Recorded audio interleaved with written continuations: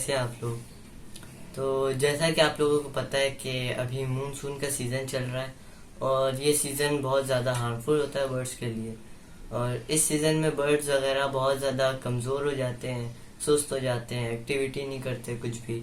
तो ऐसे में उनके लिए एंटीबायोटिक्स वगैरह ये सब बहुत ज़रूरी हो जाता है। और वैसे तो नॉर्मली हर दुकान पे बर्ड्स की एंटीबायोटिक्स तो अवेलेबल होते हैं, लेकिन वो बहुत ज़्यादा कॉस्टली हो जाते हैं और हर कोई उनको अफोर्ड भी नहीं कर सकता। और इसलिए हम जो एंटीबायोटिक यूज़ करते हैं वो कॉस्टली भी नहीं होते, हर कोई अफोर्ड भी कर सकता है। तो जो हम एंटीबायोटिक यूज़ करते हैं वो है प्रोटेक्सिन जो पाउडर है और वाइब्रामाइसिन जो कैप्सूल है।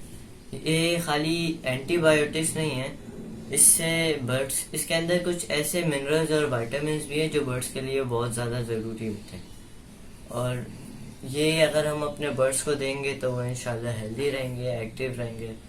और एक और जो ज़रूरी बात बतानी थी कि ये जो एलएसपी की तरफ से बर्ड्स के लिए जो शो हो रहा था 20 अगस्त को, ये अब पोस्टपोन्ड हो गया है और जो नेक्स्ट डेट है वो बाद में अनाउंस करेंगे।